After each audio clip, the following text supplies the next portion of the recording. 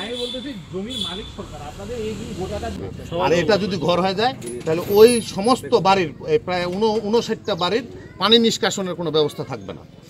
59টা বাড়ির টিউবওয়েলের পানি, গোসলখানার পানি, বাথরুমের পানি, সমস্ত পানি কিন্তু এই খালটাতে আসে জমা হয়। এটা তখন আস্তে করে বাইপাস হয়ে যায় বা এখান থেকে শুকায় যায়।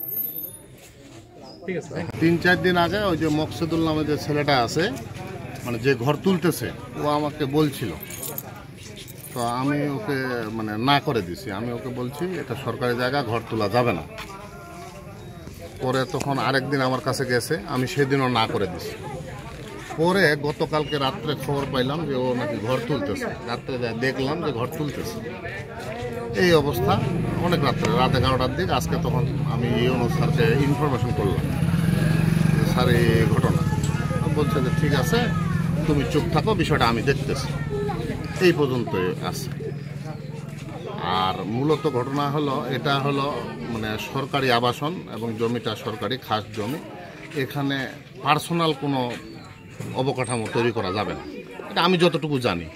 যে ঘরের পাশে হচ্ছে ওই ঘরের মালিক হইল যে ঘর করতেছে ওর বোন। ওর বোন আবার থাকে ওর স্বামীর বাড়িতে রংপুরে। এখানে আরেকজন কাকে রাখছে, তা আরেকজন কাকে যেহেতু রাখছে মানে বলার অপেক্ষা রাখে না, ওটা ওর কাছে বিক্রি করে দিচ্ছে। কথাটা বুঝতে পারছেন? হ্যাঁ, বিক্রি করে দিয়ে ওর মানে ওরা রংপুরে থাকে। এখন ওর বোন হালকা প্রতিবন্ধী, মানে চোখের একটা সমস্যা আছে, মানে ওই চোখের সমস্যাটাকে দেখায় ও ঘরটা নিছে। তখন মানে আওয়ামী লীগ সরকারের আমলে একটা কৌশল খাটায় সে ঘরটা নিছে। কিন্তু আমার কথাটা হলো, ঘরটা নিছে, ঘরটাতে সে থাক। ক্ষমতার দাপট বলতে মানে ও নাকি এক নির্বাহী ম্যাজিস্ট্রেটের গাড়ি চালায়, নির্বাহী ম্যাজিস্ট্রেটের গাড়ি, চিফ জুডিশিয়াল। তো এখন ও গাড়ি চালায়, এখন ওই যদি নির্বাহী ম্যাজিস্ট্রেট হয়ে যায় তাহলে তো আর করার কিছু নেই। এবং ইতিপূর্বে ওর আরও কিছু কেলেঙ্কারি আছে যেগুলা আসলে বলা বহিঃপ্রকাশ, এগুলা বলার দরকার নেই। অনুমতি নিইনি, এখন বলছি, বলে রাখছি, বলতে সবাই ওইদিকে রুম দিছে তো আরো। এখন ওরা তো অনেক দিন থেকে ওই আবাসনে দিছে, সবাই কেউ আবার দোকানও করছে।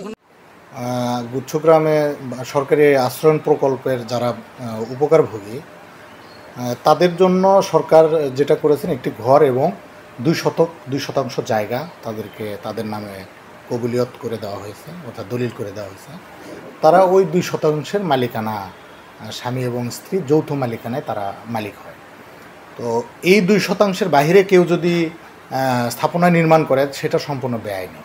কারণ এটা সে হয় অন্য একজনের জায়গা জোরপূর্বক দখল করতেছে, অথবা সরকারি জায়গা সে অবৈধভাবে দখল করতেছে। বিধায় এখানে আমরা অবশ্যই এটার পদক্ষেপ নেব এবং তার ওই অবৈধ স্থাপনা অতি সত্বর আমরা উচ্ছেদ করে আমরা সরকারি দখল উদ্ধার করব।